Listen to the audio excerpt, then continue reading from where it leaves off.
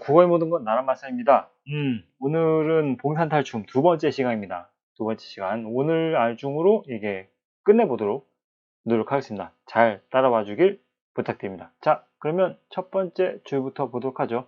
저번 시간에 여기까지 했었던 것으로 기억하는데, 여기부터 보도록 하겠습니다. 자, 생원이 쉬 하면서, 여기서 쉬라는 말이 나온다는 것은 저번 시간에 언급했던 바와 똑같죠? 뭡니까? 바로 제담의 시작입니다. 그죠? 그러면서 이제 말뚝아 라고 생원이 얘기를 합니다. 이 쉬라는 건 꼭 말뚝이만 하는 게 아니라 생원도 이렇게 쉬 한다는 걸 알 수 있겠죠?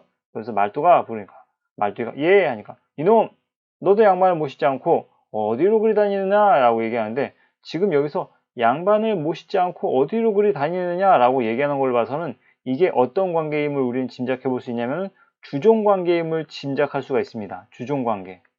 주종관계가 무슨 뜻이냐면은 그 주인과 부하의 관계, 뭐 이렇게 생각하면 될 것 같습니다. 네, 주종관계임을 우린 짐작할 수 있고요. 그러니까 말뚝이가 이렇게 얘기합니다. 양반을 찾으려고 찬밥 국 말어 라고 얘기했습니다. 여기서 찬밥 국 말어라는 얘기에서 우리가 짐작해 볼 수 있는 것은 서민의 생활상이죠. 그 다음에 일주식, 아침 일찍 식사하고 찬밥 국 말아서 아침 일찍 식사한다. 그러니까 사실 이것은 무슨 뜻이냐면 변변치 않은 거죠. 변변치 않은 식사라고 볼 수가 있을 것입니다. 되게 고급진 식사는 아니고요. 변변치 않은 식사 대충 하고 그 다음에 아침 일찍 먹고 마구간에 들어가서 노세원님이라고 되는데, 이 노세원님이 좀 약간 중요합니다. 이것은 잘 생각해보면 노세원님 하다 보면 노생원님이라고 하는 것 같거든요. 노세원님과 노생원님의 발음의 유사성이, 이런 모습은 언어 유희에 가깝다고 볼 수가 있을 것 같습니다. 조롱이죠, 조롱. 그러니까 사실상 이 생원님이라는 말에 대한 어떤 조롱이라고 볼 수가 있겠습니다. 이 노생원님을 끌어다가 등에 솔질 잘 살아요. 말뚝이님, 내가 누구를 타고? 노세원님을 타고. 그죠? 그래서 여기다가 노세원님이 생략되어 있다고 보면 될 것 같아요. 내가 노세원님을 타고 서양, 영미, 프랑스와 독일, 동양 삼국 물은 매주 밟듯 타고, 비유적 표현이죠. 동은 여울이요, 서는 9월이라 동여울, 서구월, 남들이 북향산, 방방곡곡, 면면촌촌이, 바위 틈틈이, 모래 잼잼이, 나무 결결이 다 찾아봐도 새님 비슷한 놈 없습니다 라고 얘기하고 있습니다. 자, 일단 이 부분부터 꺾기 표시해 볼게요. 동은 여울이요, 서는 9월이라 쭉 하고 참나무 결결이까지.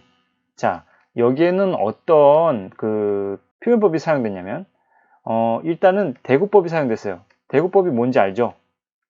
아는 친구도 많을 거예요. 비슷한 문장 구조의 반복으로 운율을 형성하는 방법인데, 여기 꺾기 표시한 부분 전체가 대구법은 아닌데, 여기서 굳이 대구법만 딱 꼽자면은 동은 여울이요, 서는 9월이라 요것이겠죠. 동은 여울이요라는 문장과 서는 9월이라는 문장이 약간 비슷합니다. 완전히 똑같은 건 아니죠. 근데 비슷한 문장 구조가 반복되잖아요. 대구법의 가장 대표적인 그 속담이 있다면 낱말은 새가 듣고 반말은 쥐가 듣는다. 뭐뭐는 뭐가 듣고 뭐뭐는 뭐가 듣는다. 뭐 이런 식의 것들인데, 그러니까 동은 여울 이요, 서는 9월 이라, 뭐 이런 그 문장 구조가 비슷하기 때문에 대구법이 쓰였고, 그 다음에 그 열거가 쓰였습니다. 동여울, 서구월, 남들이 북향산, 방방곡곡. 또 이것은 첩어입니다. 첩어. 같은 단어가 반복되는 것이죠. 방, 곡곡, 면, 촌, 잼, 결. 그죠? 틈. 뭐 이런 식의 말들. 이게 첩어입니다. 이런 것들이 쓰였다는 것을 좀 알아두면 좋을 것 같습니다. 어쨌든 자습서는 요게 언급이 됐기 때문에 요걸 한번 적어주고요. 자, 그 다음에 설명 한번 해볼게요. 물은 매주 밟듯 한다라는 이게 무슨 뜻이냐면, 사실 얘는 속담인데요. 어떤 뜻이냐면은 아무런 어려움 없이 쉽게 두루두루 돌아다니는 걸 얘기합니다. 됐죠? 그래서 이렇게 이런 뜻이라는 걸 좀 알아두면 될 것 같고요. 그 다음에 동은 여울. 이 여울이라는 말의 뜻이 뭐냐면은 이 폭포처럼 막 엄청난 급격사는 아니지만은 강이나 바다에서 이게 경사로 인해서 어떤 물살이 세지는 곳, 그런 것을 말해요. 물살이 센 곳을 여울이라고 합니다. 그 다음에 서는 9월이라 얘는 9월산을 얘기하는데, 이거는 지명입니다. 서쪽에는 9월산이고, 그 다음에 그래서 동쪽은 여울, 서쪽은 구월산, 그 다음에 남들이, 얘가 들판이라는 뜻이에요. 들판. 그 다음에 북향산, 얘는 뭐 지명입니다. 얘도 어쨌든 산의 지명입니다. 북향산. 그 다음에 방방곡곡 뜻 알죠? 면면촌촌, 구석구석 돌아다녔다 그거죠. 바위 틈틈이, 모래 잼잼이, 참나무 결결이, 이게 뭐 말장난 같은 건데요. 결결이, 잼잼이, 틈틈이. 어쨌든 처벌을 사용한 말들이 등장하는데 구석구석 돌아다녔다는 얘기입니다. 쉽게 말하자면 여기 이렇게 내가 타고 서양, 영미, 법덕, 동양 이렇게 얘기하는데 얘네들은 어쨌든 여기저기 구석구석 다 돌아다녔는데도 새님, 생원님 비슷한 놈도 없습니다. 바로 여기에서부터 이해 때문에 바로 뭐가 등장하냐면 조롱이 등장하는 거잖아요. 사실 생원님 비슷한 분도 없었습니다 라고 한다면 괜찮은데 새님, 생원님 비슷한 놈이 없습니다 라고 하면서 양반에 대한 조롱이 등장하는 것이죠. 자, 그 다음으로 넘어가도 되겠죠? 중략됐고요. 그 다음에 또 새로운 재담입니다. 자, 보면 생원이 얘기합니다. 네 이놈, 양반을 모시고 왔으면 세처를 정하는 것이 아니고 어디로 이리 돌아다니냐? 라고 얘기하는데 사실 자습서에는 이걸 뭐 양반의 위험이라고 쓰지도 않았고 어떤 언급도 없지만 위험쯤이 아닌가 생각이 좀 들어요. 그 다음에 말뚝이가 이제 얘기하는 거죠. 양반의 위험 다음에는 이 말뚝이가 이게 아 이만큼 털을 잡고 참나무 울장을 드문드문 꽂고 봐봐요. 참나무 울장이라는 것은 울타리에 박은 긴 말뚝인데 이걸 또 촘촘히 꽂은 것도 아니고 드문드문 꽂았대. 대충대충 꽂고 띄엄띄엄 꽂았다는 얘기죠. 근데 이 울장이라는 게 어디 쓰이는 것인지 참 보면 재밌습니다. 깃을 푸근히 두고 이 깃이라는 게 무엇이냐면 바로 마구간에 그 놓는 집이나 풀 따위를 얘기하는 것입니다. 얘를 푸근푸근히 아주 충분하게 두고 그 다음에 문을 하늘로 낸 새처를 잡았다 이겁니다. 어쨌든 손님이 묵을 수 있는 집을 마련했는데 지금 여기 참나무 울장 드문드문 꽂고 깃을 푸근히 두고 문을 하늘로 낸 새처라는 것은 결국에는 말이 새처지 무엇을 의미하냐면 마구간을 의미합니다. 마구간. 외양간이라고 해도 상관없고요. 그죠? 그러니까 이것은 무엇을 얘기하는 것이냐면 역시 또 조롱을 얘기하는 것입니다. 그래서 얘를 좀 확대해서 생각하면 이렇게 되는 겁니다. 자, 양반이 묵을 새처를 무엇으로 표현했냐면 마구간처럼 표현했어요. 너희들이 묵을 곳이 이곳이다. 이거 마구간인데 말이야. 자, 그럼 양반님들은 결국 무엇을 의미하느냐? 마구간에서 있는 것은 무엇이냐? 가축들이죠. 그러니까 너희들은 가축들과 진배 없다 라는 얘기죠. 알겠죠? 그래서 너희들은 가축들과 다를 바 없다. 마소와 같은 그런 존재다 라고 얘기함으로 해서 결국 무엇을 얘기하는 겁니까? 바로 조롱입니다. 알겠죠? 양반들에 대한 조롱이 여기에서 또 등장하고 있습니다. 그러니 이놈 뭐야? 라고 하면서 호통이 등장하는 것이죠. 자, 그러면 이 양반 어찌 됐소? 라고 하면 이제 무엇이 나옵니까? 변명이 다시 등장하죠.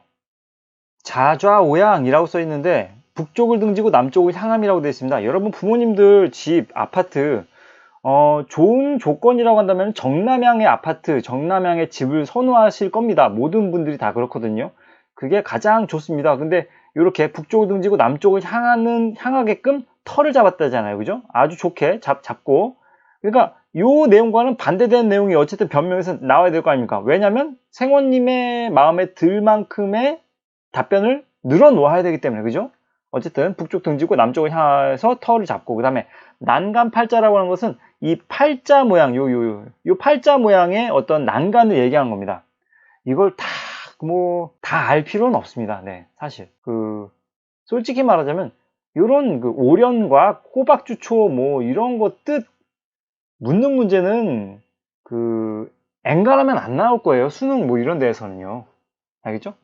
물론 중간중간 여기 말 속에 말뚝이와 생원의 말 속에 등장하는 어떤 기본적인 어떤 한자어 같은 경우는 중요한 건 나올 수 있겠죠. 하지만 이런 것들은 그냥 어쨌든 맥락상 어떤 의미인지만 알면 됩니다.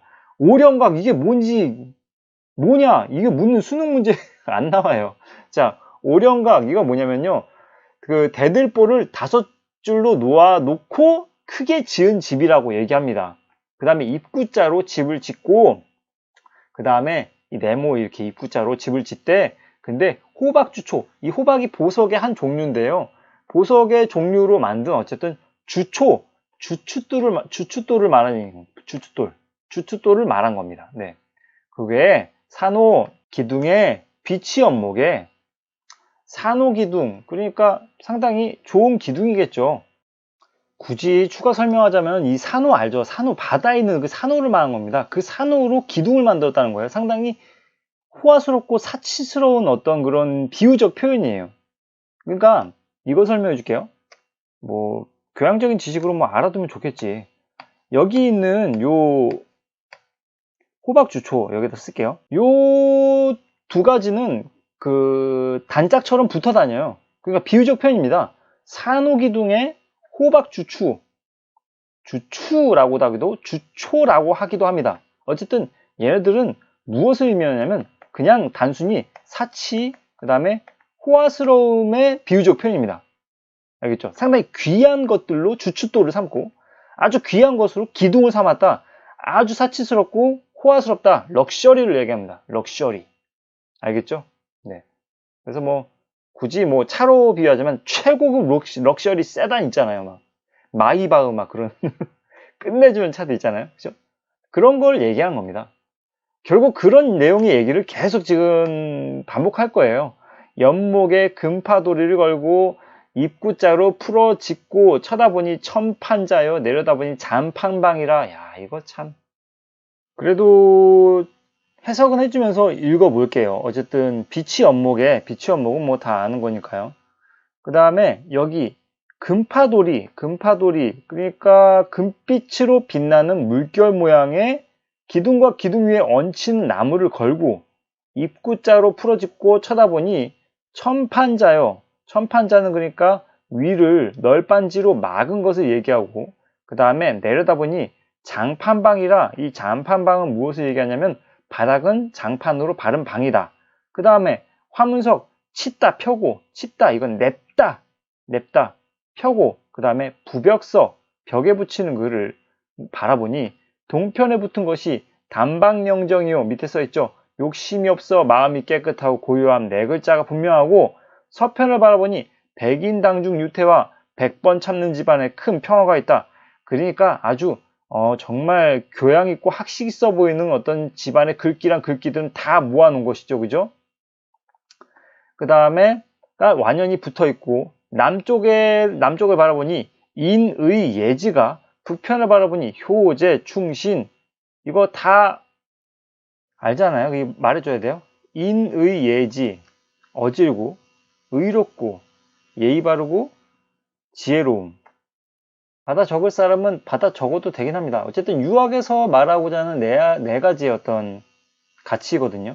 그 다음에 북편을 바라보니 효제 충신, 부모님께 효도, 그 다음에 형제간의 우애, 그 다음에 임금님께 충성, 그 다음에 충의 마음이죠. 그 다음에 신, 이거는 무엇이냐면 친구 간의 믿음, 효제 충신. 이 분명하니 다 뭐 단방영정, 백인당중 유태와 효제 충신, 인의예지 다 어쨌든 그 정말 그 양반으로서 기본적으로 갖춰야 될, 아주 배워야 될 덕목들이잖아요. 그런 것들이 다 있다 이거죠. 이는 가위라는 뜻이 무슨 뜻이냐면은 말하자면 양반의 세처방이 될 만하다. 그 다음에 이번에는 이제 문방제고를 본다면 용장봉장, 그걸 보자면 봉장, 용장봉장, 용이나 봉을 그린 장, 괴, 그 다음에 뒤주, 자개 함롱, 반다지, 샛별 같은 논요강, 놋대야 받쳐 여기 놓고 양칠간죽 자문죽을 아까 얘기했던 것 같아요. 그죠? 이리저리 맞춰놓고 삼털 같은 칼담배를, 자, 여기까지는 괜찮아요. 저 평양 동푸루 선창에 동푸루 지명입니다. 동푸루 선창에다가 돼지똥물에다 축축 축여놨습니다. 요게 문제입니다. 돼지똥물에다가 축축 축여놨습니다. 바로 여기서 무엇이 나오냐면, 그러니까 역시 조롱이 등장하죠. 그죠? 양반에 대한 조롱. 이런 분석도 있어요. 평양 동푸루 선창, 어쨌든 지명인데 이 얘가 똥을 연상시킨다는 것이죠. 어쨌든 중요한 건 돼지똥물에다가 축축 축여놨대요. 뭐를? 지금 삼털 같은 칼담배, 거칠게 썬 이 담배를 양반님께서 피셔야 될 이 담배를 어디다가 똥물에다가 축축 축여놨다, 적셔놨다 라고 얘기하는 것이죠. 역시 이것 때문에 양반에 대한 조롱이 이루어졌다 라고 볼 수가 있는 것이죠. 됐죠? 그 다음 이렇게 조롱을 들으니 양반님께서 가만히 있진 않겠죠. 뭐라고 합니까? 이는 뭐야? 역시 호통이 등장하죠. 그러니 또 말뚝이가 양반 또 찌뒀어 라고 얘기하면서 변명이 등장합니다. 쇠털 같은 담배를 꿀물에다가 아깐 똥물이라 얘기하였는데 이번엔 꿀물이라 얘기하였습니다. 대조적이죠, 그죠? 아주 귀한 물에다가 적셔놨다. 그리하였소 라고 얘기하고 있습니다. 그러니 양반들이 또 안심을 하죠.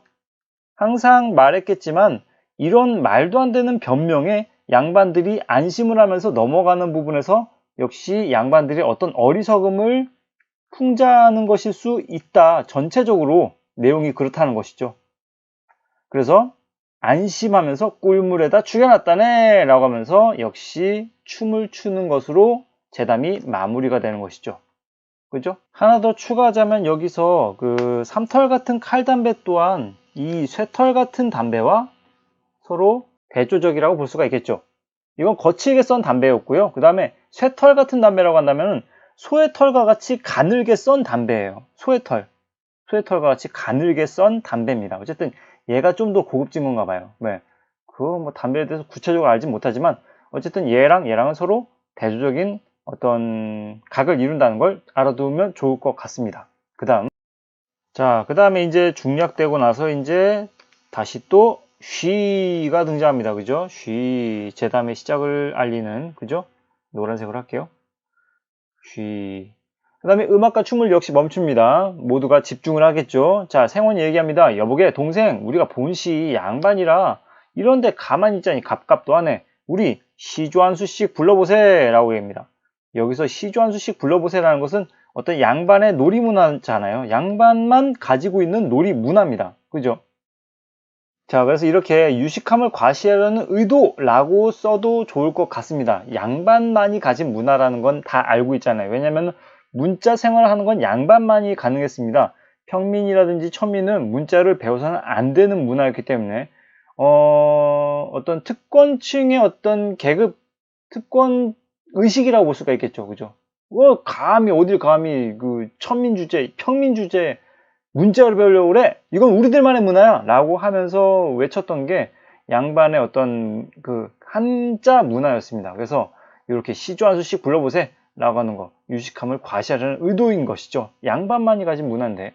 그러니 동생이 형님, 그거 좋은 말씀입니다. 라고 하니 양반들 시조를 읊는데, 반 남았으니 다시는 젊지 못하리라. 하하하 웃고 있죠. 그죠?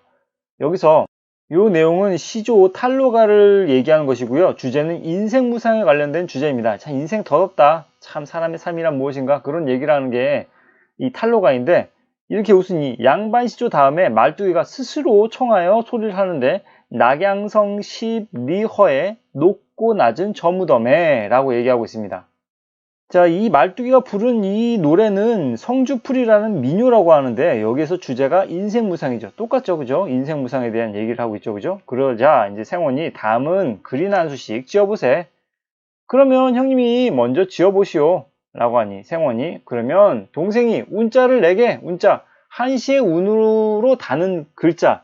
그러니까 정확히는 그 운자놀이라는 게 뭐냐면은 사실 그 한시를 짓는 데 있어서 어떤 제약을 두는 겁니다. 이 글자를 넣어서 시를 만들어 봐. 위치도 이제 선정할 수도 있는 것이죠. 맨 앞자 아니면 맨 뒷자 뭐 어쨌든 이 글자를 넣어서 정말 아름다운 멋진 시를 갖다 한번 만들어 보게 라고 얘기하는 거예요. 그러니까 일종의 놀이인 것이죠. 막 정말 어려운 문자를 딱 한 글자를 딱 던져주고 야 이걸 활용해서 한번 멋진 시 한번 만들어 봐 라고 한다면 참 어려운 노릇이잖아요. 근데 어쨌든 동생이 운자를 내게 라고 동생한테 운자를 청하니 이제 동생이 예 그럼 한번 드리겠습니다. 산자와 영자입니다 라고 이제 어쨌든 그 한자를 줬겠죠. 그러니까 생훈이 어렵다. 여보게 동생 되고 안 되고 내가 부를 터이니 잘 들어보게. 이게 될지 안 될지는 모르겠는데 한번 잘 들어봐라 라고 얘기하는 거예요. 그러자 이제 말하는 이 한시가 참으로 재미있는 것이죠. 재미있어야 되나? 어쨌든 영시조로, 시를 읊는 시조로 얘기하는데 울룩줄룩 작대산하니 지명입니다. 황주 평산의 동선령이라 다 지명입니다. 자, 이게 무엇이냐? 이게 뭐라고 생각합니까? 지명의 나열인데 의미가 있겠습니까? 없겠습니까? 아무런 의미가 없죠. 그죠? 그래서 쓰면 될 것 같아요. 아무런 의미 없이 지명을 나열한 문장이 나오니 스스로의 무식함을 드러내는 것이죠. 알겠죠? 아간인 게 동생이 이렇게 이야기해요. 거 형님 잘 쪘습니다. 아, 정말 명문장이에요. 라고 얘기하는 걸로 봐서는 얘 또한 뭐다? 얘도 무식하다는 거죠. 그죠? 같이 무식하다는 거죠. 그죠? 같이 무식하다는 것을 스스로 드러내는 모양새입니다. 자, 그러니 동생 한귀 지어보세. 라고 하니 그럼 형님이 운자를 하나 내십시오. 총자와 못잘세. 라고 이제 운자를 또 줍니다. 그 운자 벽자록은 까다로운 글자록은 한참 낑낑거리다가 사실 요 한참 낑낑거리다라는 표현도 사실 자습서에는 등장하지 않았지만 요것이 어떤 그 무식함을 표현하고자 하는 어떤 의도라고 볼 수가 있을 것 같아요. 네. 물론 이게 뭐랄까요, 극으로 본다면은 낑낑거리는 모습을 갖다가 표현하겠죠, 이 배우가. 어쨌든 낑낑거리다가 되게 어려우니까요. 형님 한마디 들어보십시오. 그 다음에 시를 읊는 어떤 투로 집세기 앞총, 집신의 맨 앞은 헝겊총이니 헝겊이다. 그 다음에 남학신 뒤축에 거물못이라 금강곳에 걸쳐대는 못이다. 이 말의 뜻을 굳이 엄청나게 꼭 무슨 의미인지 파헤치려 들지 마세요. 왜냐면 이것은 무슨 뜻이냐면 아무런 의미가 없습니다. 알겠죠? 그래서 이렇게 자소에는 무의미하고 내용이 없는 문장이라고 하고 무지와 허세가 드러나는 부분이라 라고 얘기를 했습니다. 그 다음에 다시 중략. 자, 그러면 이번엔 파자나 해보자. 한자의 자역을 나누거나 합하여 마치는 수수께끼 일종인 거예요. 어쨌든 이 파자라는 것도 한자를 알아야지만이 가능한 것이잖아요. 그러니까 어쨌든 이건 양반만의, 역시 얘도 양반만 할 수 있는 놀이인 것이죠. 알겠죠? 그래서 간단히 말하자면 한자를 쪼개서 내는 퀴즈인 겁니다. 그래서 이것과 관련된 설명을 한 어떤 좋은 네이버 블로그가 있기 때문에 그 내용을 한번 설명해 줘 볼게요. 근데 만약에 이 내용을 이해하기 싫다, 너무 구체적으로까지 들어가기 싫다 하면은 넘어가세요. 밑에 책갈피 다 표시할 테니까 넘어가면 될 겁니다. 자, 그러면 이게 왜 무식한 내용인지를 갖다가 설명해 줄게요. 봐봐요. 일반적인 어떤 파자는 이런 식으로 진행해야 된다는 겁니다. 자, 이런 문제가 있다는 거예요. 무슨 문제냐면은 어젯밤에 동네에 개가 멍멍 하고 짖었는데 그것이 흰 개냐 검은 개냐 하는 문제였답니다.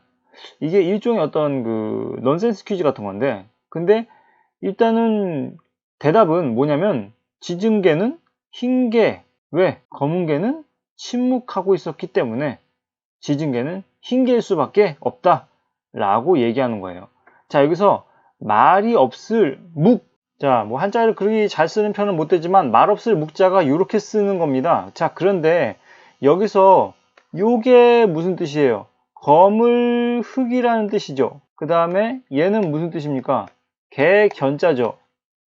그죠? 그러니까 검정 개는 말이 없다 라는 얘기죠. 이게 파자예요. 그렇기 때문에 어쨌든 밤새 짖지 않은 개는 검정색 개고 짖은 개는 흰 개일 수밖에 없다 라고 하는 게 이게 수수께끼 퀴즈인 거죠. 그죠? 그래서 한자를 쪼개어서 내는 퀴즈, 이걸 파자놀이라고 하는데, 근데 지금 이 친구들이 한 이것은 파자놀이가 아닌 겁니다. 그냥 단순한 퀴즈, 단순한 수수께끼예요. 그러니까 모양을 따서 지금 맞추는 그냥 퀴즈일 뿐입니다. 왜냐면 봐봐요. 주둥이는 하얗고 몸뚱아리는 알락달락한 자. 요 자랑 그냥 같은 자일 뿐이에요. 근데 주둥이는 하얗고 몸뚱이는 알락달락한 게 이게 아주까리예요. 아주까리 열매가 이렇게 생겼답니다. 그러니까 아주까리 열매 모양새를 힌트를 주고 그런 자가 무슨 자냐? 아, 피마자입니다. 피마자가 아주까리거든요. 피마자입니까? 라고 하는 거예요. 그러니까 이런 고차원적인 이 거물 흑자와 개견자가 합해서 말없을 묵을 이루었는데 때문에 검은개는 말이 없다 라는 식의 어떤 그런 수수께끼를 낸 게 아니라 그냥 단순히 모양새 힌트를 준 거예요. 주둥이는 하얗게 생겼고 몸뚱아리는 알락달락한 게 무슨 자야? 아, 그건 피마자야. 아주까리 라는 말의 다른 뜻인 피마자 라고 하는 자 아닙니까? 라고 얘기하는 거예요. 알겠죠? 요약해서 말한다면 엉터리, 파자, 놀이를 하고 있다는 것이죠. 결국 이것은 무엇을 의미하는 것이냐? 바로 양반의 무지를 얘기하는 것이다 라고 볼 수 있겠죠. 무식하다. 알겠죠? 그러면서 아, 거동생 참 용할세. 얘도 역시 무식하다는 얘기입니다. 같이 무식하다는 얘기죠. 그죠? 아, 그럼 내가 한자 부르라우? 부르게? 자, 그러니까 또 논에 물꼬를 트거나 막을 때 쓰는 농기구. 어쨌든 이 농기구를 짚고 서 있는 자가 누굽니까? 논두렁에서 농기구를 짚고 서 있는 자가 누굴까요? 논 주인이겠지. 그러니까 노님자라고 하는 거 아닙니까? 이게 노님자라는 말은 얘는 그러니까 얘는 논 주인을 얘기하는 거예요. 논의 주인. 노님자가 아닌가? 라고 얘기하는 거예요. 자, 이게 파자입니까? 파자는 뭐라고 했어요? 이 복잡한 이 글자를 쪼개어 검정색 개는 말이 없다. 이런 식의 어떤 조합이 이루어져야 되는 거예요. 근데 이건 뭐야? 그냥 뭐랄까요? 단순히 그 논주인, 노님자라는 말의 뜻을 가지고 지금 수수께끼 낸 거잖아요. 그러니까 파자가 아니라니까? 글자를 쪼갠 그런 수수께끼가 아닙니다. 그저 노님자의 뜻을 가지고 퀴즈를 내는 뭐랄까요, 스피드 퀴즈 같은 그런 수준의 것입니다. 그러니까 역시 엉터리, 파자놀이인 거죠. 역시 양반의 무지를 나타낸다. 그 다음에 이런 동생 참 용할세, 역시 같이 무식하다라고 얘기했는데 서로 양반끼리 칭찬해주는 어떤 허위 의식을 엿볼 수도 있다 라고 생각할 수도 있어요. 그죠? 네. 그 다음에 그러니까 역시 또 그거 참 잘 맞췄습니다. 역시 무식하다. 그 다음에 허위 의식. 자, 그래서 이렇게 써보았습니다. 서로를 칭찬해하며 치켜 세우는 양반들의 허위 의식. 밑에 여기 위에 것과 똑같은 얘기입니다. 예, 요거 같이 쓰면 좋을 것 같아요. 예, 똑같습니다. 자, 그런 동안에 취발이 새로운 인물 등장했습니다. 살짝 들어와 한평 구석에 서 있다. 자, 이쯤에서 중간에 한번 정리하고 들어가 볼게요. 양반들의 글자놀이에 담긴 의미가 있습니다. 이 의미 역시 앞서 말했지만은 말뚝의 미녀에 비해서 나을 것이 없는 양반들의 시조 옳기. 뭐 둘 다 비슷한 어쨌든 인생 무상과 관련된 내용을 얘기하고 있잖아요. 그죠? 뭐가 더 낫다, 뭐가 더 좋다, 나쁘다 할 게 없는 그냥 비슷비슷한 어떤 양반들이나 말뚝의 미녀나 똑같은 어떤 그런 내용들이었죠. 그 다음에 말장난에 불과한 양반들의 운자놀이, 그 다음에 단순한 수수께끼에 불과한 양반들의 파자놀이. 그러니까 글을 쪼개서, 그러니까 한자를 쪼개서 내는 어떤 고차원적인 파자놀이가 아니라 그냥 모양 말한 다음에 아니면 말의 뜻을 말한 다음에 이게 무슨 자니? 라고 묻는 이런 단순한 수수께끼. 자, 이런 것들은 결국엔 무엇을 얘기하는 것이다? 양반들의 무지와 그 다음에 허세, 허위의식 이런 것을 폭로하고자 하는 의도가 있다. 그걸 좀 알아두면 될 것 같습니다. 됐죠? 자, 그 다음. 자, 이쪽 이제 들어갈게요. 이놈 말투가, 예, 나랏돈, 노랑돈, 칠푼 잘라먹은 놈, 알기, 취발이 새로운 인물 등장했습니다. 상통이 무르익은, 얼굴을 속되게 이를 말하고 했죠. 얼굴이 무르익은 대추빛 같고 울룩줄룩 뱀의 잔등 같은 놈을 잡아들여라! 라고 얘기하고 있습니다. 이 부분 있잖아요. 이 부분은 그러니까 취바리의 어떤 외양 묘사입니다. 외양 묘사인데 외양 묘사가 그리 좋아 보이진 않죠. 울룩줄룩 뱀의 잔등 같은 놈이라고 했으니까 상당히 부정적으로 표현하고 있다는 것을 우리는 짐작할 수 있겠고요. 그 다음에 나랏돈 노랑돈 칠푼 잘라먹은 놈, 이게 취바리의 어떤 죄목입니다. 죄목이 무엇이냐면 나라 또 노랑돈, 몹시 악기는 많지 않은 돈인데 그 칠푼을 잘라 먹은 놈이라고 한다니까 이것은 부정을 저질렀다는 얘기입니다. 부정을 저질렀고 그 다음에 상인이 부를 축적했다는 얘기죠. 상인이 부를 축적했고 그 다음에 부정을 저지른 놈이다. 이놈은 외양이 이렇게 생겼다. 이놈을 잡아들여라 라고 얘기하는 거예요.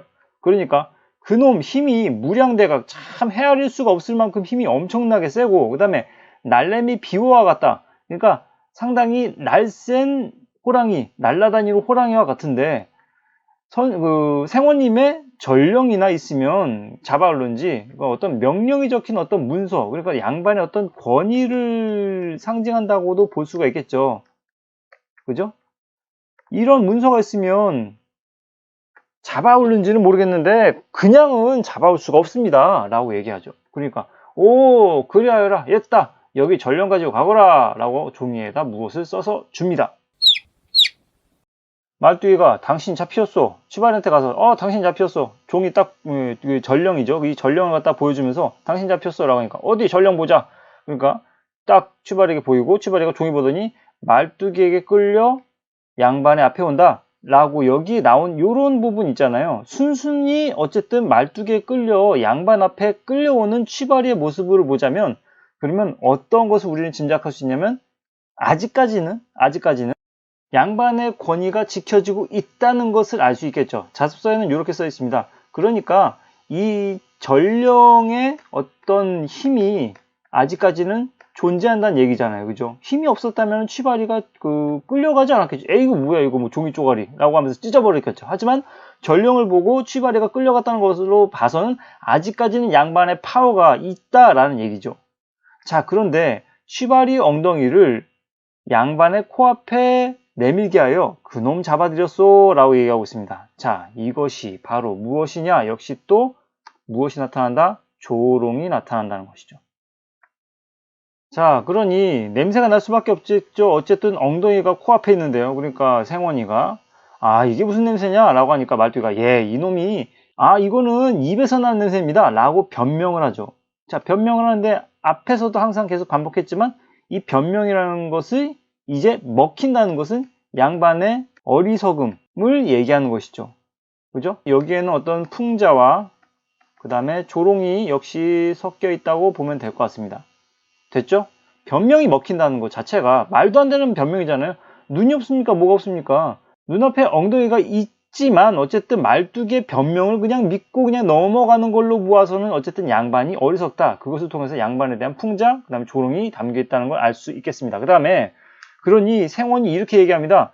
이놈의 모가지를 그러면 이놈의 모가지를 뽑아서 상당히 거친 말을 하고 있죠. 그죠? 모가지 뽑아서 밑구녕에다 갖다 박아라 라고 얘기하고 있습니다. 여기선 그러니까 비속어가 사용되고 있어요.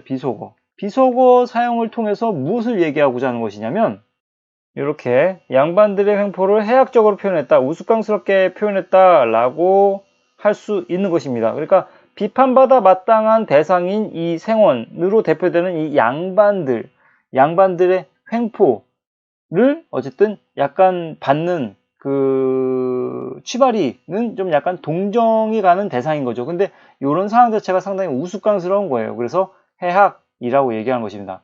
애초에 첫 번째 강의 시간에 해학과 풍자에 대한 설명을 분명히 했었어요. 그죠? 자, 그것에 대한 내용이 지금 여기 나오고 있어요. 그죠? 그 다음에 자, 중략됐고 이제 말뚝이가 이렇게 얘기합니다. 새님 말씀 들으시오. 시대가 금전이면 그만인데 자, 이거를 보면 언제라는 걸 알 수 있겠습니까? 시대적 상황이 짐작이 가죠. 그래서 이렇게 써봤습니다. 황금만능주의를 비판한다. 물질만능주의라고도 하고 황금만능주의라고도 하는데 어쨌든 금전이면 그만이다. 그때 당시의 시대적 상황이 그랬으면 우리는 짐작할 수가 있겠죠. 어쨌든 조선 전기쯤은 아닐 거예요. 나중에 이제 후기가 대묘로 해서 이제 임진왜란을 기점으로 해서 조선 전기와 조선 후기로 나누잖아요. 그쵸? 여기서 이 임진왜란이 아주 중요한 어떤 정말 역사적 사건인 게 정말 뼈아픈 사건이긴 하지만 예로 인해서 이 전쟁을 인해서 어떤 여러 가지 어떤 문서들이 소실이 됩니다. 뭐 토지라든지 어떤 사람의 어떤 신분을 갖다 기록한 여러 가지 문서들이 다 소실이 돼 버려요. 없어져 버려요. 그러니까 어떤 이 백성들에게 뭔가 어쨌든 세금을 부과할 근거가 없어진 거 아닙니까? 그래서 공명첩이 이건 뭐 국어 시험에 나오진 않습니다. 이 역사인데 공명첩을 막 주기 시작해요. 이게 그러니까 정말 실제적으로 이 사람에게 어떤 관직이라든지 뭔가 아니면 뭐 양반으로서의 어떤 신분 이런 걸 주지 않고 그냥 명목상으로 이게 벼슬을 주던 그게 종이 쪼가리가 있어요. 그걸 막 여기저기 막 남발하기 시작합니다. 그러다 보니까 이 공명첩을 돈 주고 사기도 하고 하다 보니 이제 돈이 상당히 돈의 가치가 귀해지는 것이죠. 예전에 비해서. 네. 그래서 어쨌든 그런 후기쯤으로 생각할 수가 있을 만한 어떤 내용이라고 보면 될 것 같고요. 그 다음에 이놈을 잡아다 죽이면 못하오 라고 얘기하고 있습니다.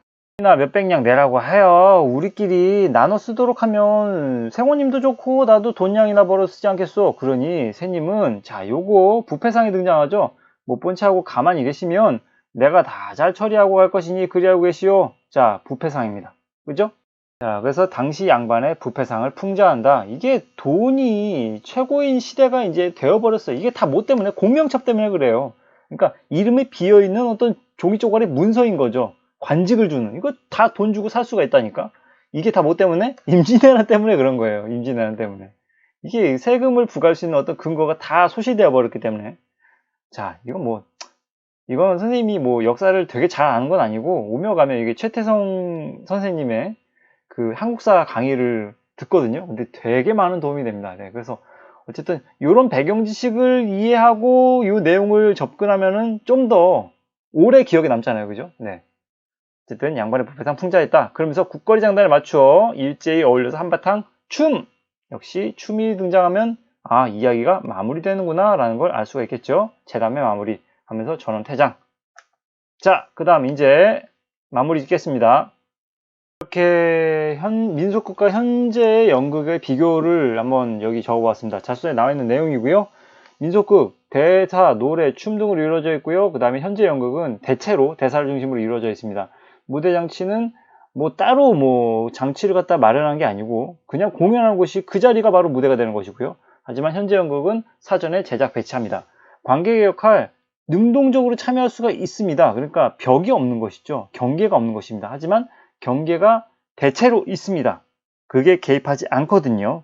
그 다음에 무대와 객석의 구분은 명확하지 않다. 뭐 마찬가지 내용 같은 맥락의 내용입니다. 그죠? 구분이 명확하고 전체 구성은 여러 개 장면이 하나로 엮인 옴니버스 형식의 구성인 게 민속극인 반면 현재 연극은 유기적으로 한 편의 작품이 쭉 이어지는 내용이 이어지는 그런 구성이다. 요거를 좀 알아두면 될 것 같습니다. 자, 그 다음에 핵심 정리. 자, 가면극이고 민속극이고요. 풍자적이고 해학적입니다. 이게 가장 핵심이 되는 어떤 키포인트라 그랬죠. 배경은 신분제가 붕괴되기 시작한 조선 후기의 사회로 짐작됩니다. 왜냐하면 황금 만능주의가 만연했던 시대였기 때문이죠. 그 다음에 말뚝의 양반의 조롱을 제재로 삼고 있고 양반에 대한 풍자 비판. 특징, 일정한 재단 구조가 반복된다는 거 알아둬야 되겠죠? 알잖아요. 그죠? 아까 다시 말하지 않겠습니다. 그 다음에 각 과정의 독립된 이야기, 즉 옴니버스식 구성입니다. 재담들마다 다 각각의 어떤 내용들이 따로 존재한다는 것이죠. 그 다음에 언어 유희, 말장난이죠. 말장난을 통해서 이 양반의 조롱의 어떤 도구로 삼는다는 거 중요한 포인트입니다. 그 다음에 과장, 우스꽝스럽게 희화화 시키는 그런 방법을 통해서 양반을 조롱하고 풍자하는 방식의 내용을 전개하고 있다. 이게 특징이라는 점 알아두면 좋을 것 같습니다.